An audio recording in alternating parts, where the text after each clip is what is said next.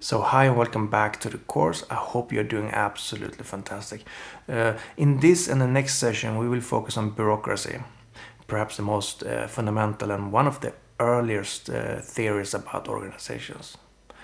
This also means that we finally focus on the first theory in the toolbox which you will get in this course. And I really look forward to this. Remember to take notes and try to integrate this session with the framework which I proposed in the last session. I think it was session number 6. So in this session I will focus on two aspects of bureaucracies.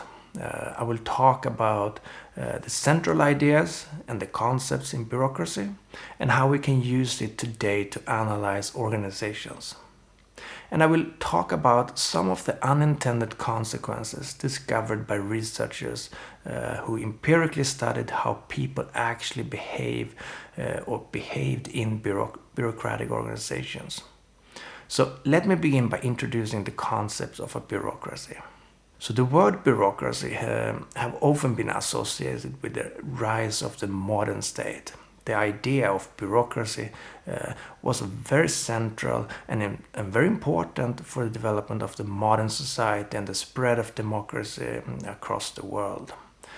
In a time where bribery and nepotism was widespread, bureaucracy promised to ensure stability and order by separating administration and rule from power and politics. As such, it came to take an important function in the modern state, especially in those areas where it was important to create equality and justice. By setting up rules and by having organizational members that followed these rules precisely, the state could guarantee that all citizens was treated equally and fairly. The government could create rules for how much tax individuals should pay, and the bureaucrats at the tax office applied these rules and ensured the equal treatment of all individuals. Other typical examples of bureaucracy was hospitals, schools, insurance agencies and municipalities, but also private firms such as larger factories. We normally don't think about smaller entrepreneurial firms as bureaucracies. But we will see during the course that the basic toolbox of bureaucracy can be applied to all types of organization, even smaller and more dynamical firms. So the elements or the concepts in bureaucracy provides a very generic toolbox for thinking about all forms of organizations. So bureaucracy as a theory, in contrast to the everyday meaning of the word, was primarily developed by Max Weber, in the late 19th and early 20th century. Weber was interested in the major transformation of the society from a peasant society to a more industrialized society. As I talked about in a previous session, the industrialization of modern Europe meant that more and more people left their farms and moved to the cities to work in factories. Young men and women left the hardships and dull routines of peasant life to basically fulfill their dreams and take part of the modern values expressed in the cities. Many of these young men and women ended up working in factories.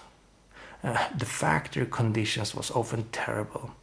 There was often little factory legislation to protect labor forces. Workers was often forced to work long hours. People going for work in the factory, I think, soon realized that private life was something different from working life. In the factory, people was a worker and expected to follow rules. The work was often very specialized with precise instructions and defined tasks. Work was divided into kind of hierarchical levels, and the distinction between the owners, the managers, and the workers was often really central. For Weber, the modernization of the society had led to the development of a new type of rationality for distributing power in a society. The early society, the peasant society, had primarily been guided by old traditions or charismatic leaders. At the farms, knowledge and power was inherited from generation to generation, often with a strong family father as the patriarch. Kings and tsars inherited their divine titles and power to rule from their parents. Charismatic leaders like Napoleon or Martin Luther King Jr. Or even Jesus drew attention from thousands of followers just because of their charisma. The new modern society, at least according to Weber, was characterized by something else. Weber thought that what made the modern society so modern was to the extent that people relied on explicit rules and explicit goals to justify their actions. But also to justify the distribution of power in the society. Goals and rules was more important for determining and legitimizing who had power and who had not. The society, Weber argued, had become more rationalized. Weber's writing is often conceived of as quite complicated with very precise concepts and definitions. It takes some time to read his work. Still, his work on bureaucracy has been very influential in both sociology and organization theory, and I think that his big main ideas are fairly straightforward. For this course, there are three big ideas from Weber that I want you to understand, and I want you to think about them and incorporate them in your toolbox for the organizational analysis. So let's focus on the first one of these ideas. Okay. So the first idea you need to understand is that the rationality for distributing and legitimizing authority in a given society can vary. As I mentioned above, Weber raised at least three types of societies. So we have the traditional authority, we have charismatic authority, and we have the rational and legal authority. So traditional authority derives from long established customs, habits, and social structures. It means that power and authority passes from one generation to another. Charismatic authority is authority or power which derives from the charisma which followers attribute to a leader. Okay? Rational legal authority, on the other hand, which Weber really thought characterized the modern and industrialized Europe, meant that authority or power was distributed and legitimized by rules and laws, the administrative and legal order. There are some pretty central and important concepts here, such as power, rationality, and legitimacy. I encourage you to search for definitions of these words and relate them to the context of Weber's rational legal authority if you don't know them. The second thing you need to understand is how Weber defined a bureaucracy and the concepts that he thought represented a bureaucracy. Weber conceptualized the bureaucracy as being made up by a number of hierarchically ordered offices or departments. An area of competence, the function of the office, was defined through overarching goals. These goals in turn specified what bureaucrats in office should do at work. This means that each office had an area of expertise. Since each office were located in a hierarchy, offices had a specific relationship to each other. A general rule was that offices at higher levels had the mandate to decide the rules for offices at lower levels. Work inside the offices was strictly regulated by specific rules that had been formulated and written down. Okay? So the bureaucrats had to learn these rules and learn how to apply these rules on different cases. Rule following places a strong cognitive burden on the bureaucrats who need to remember when and how to apply rules in different circumstances. Rules are per definition more general than real cases, so to speak. For instance, a client situation. And this means that the bureaucrat needs to learn how to categorize different situations and problems into the existing framework of rules. People are recruited into bureaucracies. In Weber's model, bureaucrats are recruited on the basis of their technical qualifications. Formalized tests and examinations basically ensure that the bureaucracy has the right competence to carry out the goals of the office. All this helps generate the expertise knowledge that is required to maintain the area of competence. People entering the bureaucracy are deprived of their personality. A person working within a bureaucracy takes on a specific role as a bureaucrat. This means that the bureaucrat officially represents the bureaucracy in front of their clients, right? In front of outsiders. This has at least two major implications. It means that the authority or power resides in the bureaucracy, in the organization, and not in the particular person performing the official role as a bureaucrat. People working in organizations represent their organization, not themselves. The other implication of role taking is that people acting as bureaucrats are expected to interact with each other in a formal way.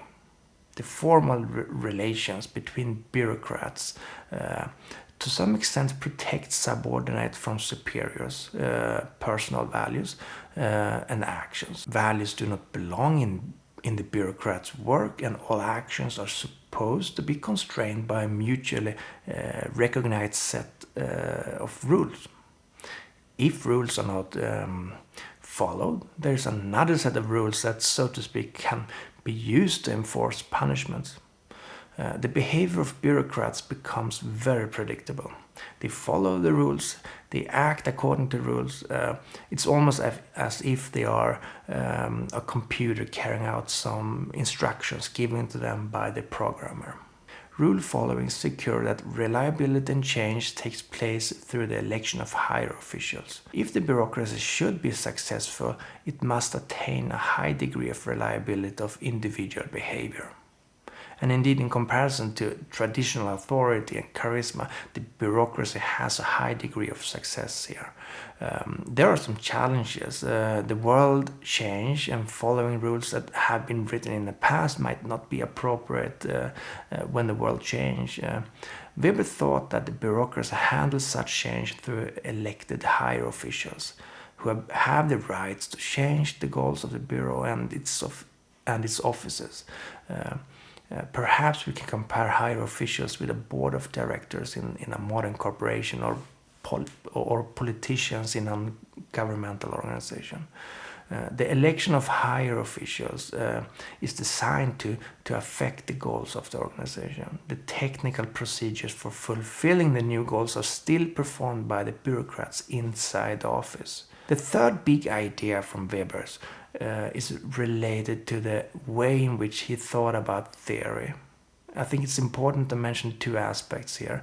A common misunderstanding is that Weber tried to improve the society, that he thought that organizations should be bureaucratic. However, as far as I've understood him, Weber did not really try to do this. Instead, he was a social scientist trying to understand the society. He did not develop his theory so that managers could read it and implement more bureaucratic elements. He tried to understand the society in which he lived in and why it happened. It's not a normative theory, it's a descriptive theory aiming at some kind of explanation. The second aspect of his theorization is related to his concepts and how he looked upon concepts. He famously coined the term ideal type or pure type. So what did he mean by that? As far as I can understand, Weber thought that an important aspect of doing social science was to construct abstract concepts. Since they are abstractions of the reality, simplifications of the reality, they might not really be possible to find in reality. Instead, they might be purified abstractions, made more ideal, based on empirical data. Compare this to what I talked about earlier when I talked about theories. I think it was session 4 and 5. A real consequence of this approach to theorize is that it might not be possible to find one empirical case, one organization that fulfills all of the concepts and definitions of bureaucracy. Instead, we can use the concepts of a bureaucracy to classify organizations and make gradients of them. Some organizations might be more bureaucratic or more similar to the ideal or the pure type than other organizations. A large factory might be more bureaucratic or more similar to the ideal type than a small entrepreneurial firm. This means it becomes the task of the analyst, the researcher, or the student to compare the ideal types to the real world. So it's your task to compare your case with Weber's concepts. Bureaucracy theory is perhaps one of the most influential theories about organizations we have today. In many ways, it reflects the transformations that took place during the industrialization, and it embodies the modern Western world as we know it today. It emphasizes a shift from traditional and charismatic authority to a distribution and legitimization of authority using rational rules and legal elements. It reflects how people began to accept rules and goals as means for distributing authority. And it explains the diffusion of more advanced systems of rules throughout the society. One way to understand the emergence of bureaucracy is by turning to the article by William Starbuck, which you read for the introduction. He writes about the spread of literacy across the world. The ability to read and write seemed to have become more important as factors grew larger and more advanced. The complicated systems of rules that were invented as factors and organizations grew larger simply needed to be written down. They needed to be passed on to new workers and new managers. At the same time, the expansion of the specific rules that we saw when work moved into factors during the industrialization couldn't have been developed if people was illiterate. An important and interesting tension when thinking about bureaucracy is the relation to change. The main merit of bureaucracy is its technical efficiency, with a focus on precision and speed. Its focus on constraining people's behavior. At the same time, the predictability and the behavioral control in the bureaucracy may turn into a really inefficient and self-organizing system with very few relationship with the outside world.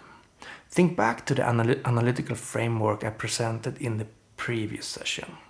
A self-organizing system with few relationships with its environment means that the organization operates without attention to its environment. It's an inward-looking group of people. But what happens when the environment changes? How can rules be formulated for events that are complicated and difficult to predict? How can the board of directors, the modern version of higher officials, formulate goals in advance? How can politicians formulate goals for new pandemics, let's say coronavirus? That coronavirus outbreak we are currently experiencing was probably really difficult to predict. So now you might want to take a few minutes to think back to Scott's definition of an organization from the first session. Organizations are social structures created by individuals to support the collaborative pursuit of specified goals, right? Can you identify some similarities between this definition and Weber's concept of legitimized authority and the bureaucracy? Do they fit together? Are they different? In what way are they similar? And in what way are they different? Try to integrate Weber's ideas into the analytical framework. And how can you illustrate this? Okay? I think this was everything for this session. I hope to see you in the next.